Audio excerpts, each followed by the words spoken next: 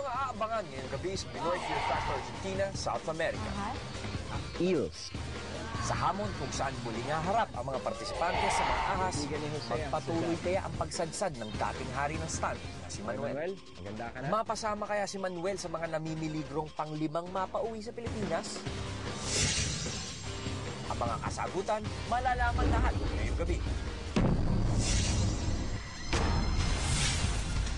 Kagabi, sa unang hamon ng ronda de eliminasyon, ang 2 miyembro ng Pop Squad nakaiwas peligro.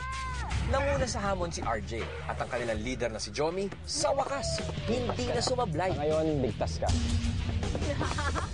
Elmer, maglalaro ka. Pero ang kanilang recruit na si Doc Elmer ayaw hiwalayan ng kamalasan at sasalang na naman sa susunod na hamon.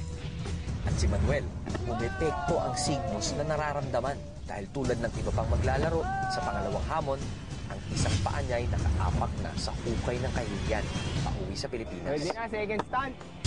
Sa pagtatapos ng hamon, sila Marion at LJ ang nangulelan. Pero pinili ni Marion na siya ang gumawa ng consequence. Ang magsilbi sa kanilang hapunan habang nakasuot ng two-piece. Ano ba si Mario? Nagpapakabakla. Tingin ko nga, parang ding, no? Tingin niya ba, Ding? Ewan ko. Malambot. Malambot din kasi. Hindi ba kaya si Mario? Parang bakla. Tao pa natin. Parang bakla lang kasi nagpapanggap lagi na bakla. Kaya lalong nagiging nagmumukhang malambot siya lalo. Ano ba ito? Parang kumain ako. May bukol sa baba, sa bayboy. Ano ba yan?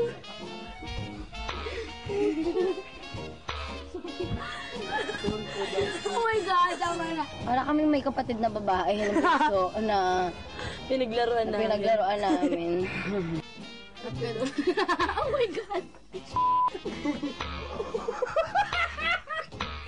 You're so gross. Nahihina ako. Lusciousness.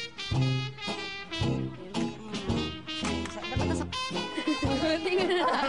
Tingnan sa taas. Biruin mo, araw-araw nila ginagawa yun. Ipapa-makeup talaga sila. Kung anong-anong mga... Basta hindi ko alam mga pangalan nun. Basta kung ano nilalagay sa mata, sa pisngi, gano'n. Okay ha? Hindi na makita sarili ko. Kalaki pa na nakikita ko yung mata.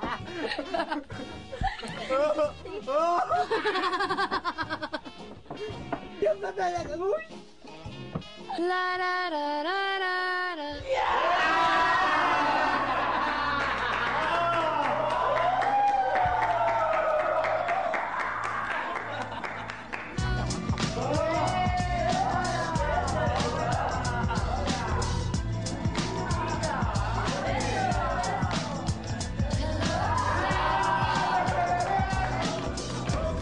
Shock ako eh.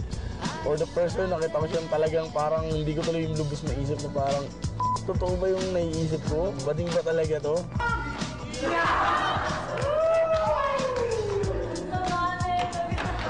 Dalan-dala niya. Pwede nga pumasa talagang bakla.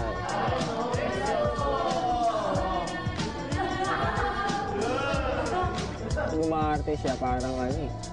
Natural lang eh. Pinagdududahan talaga namin.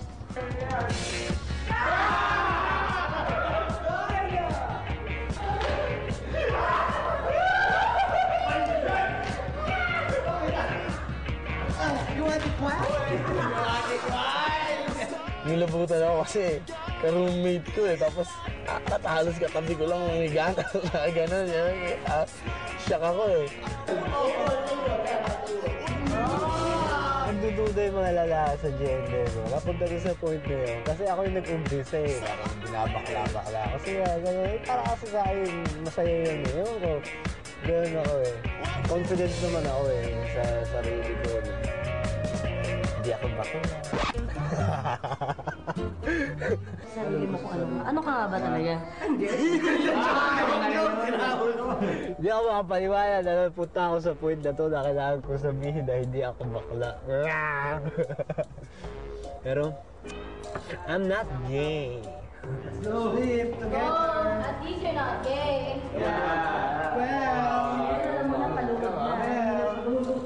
Hindi ka na pwede sa room ng girls. Hindi ka pala gay. Dati pa rin.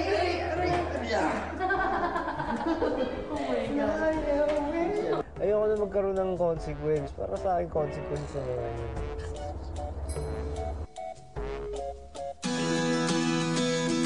Hi. Pray for me. Aga, chocolate breakfast.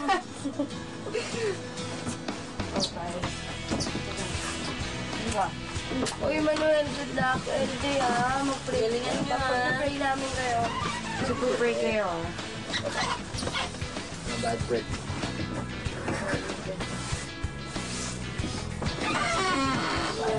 LJ, umuwi ka ah. Galingan mo ah. Iwanan na namin si Doc doon. Oo, iwanan mo na si Doktor. Good luck sa inyong dalawa.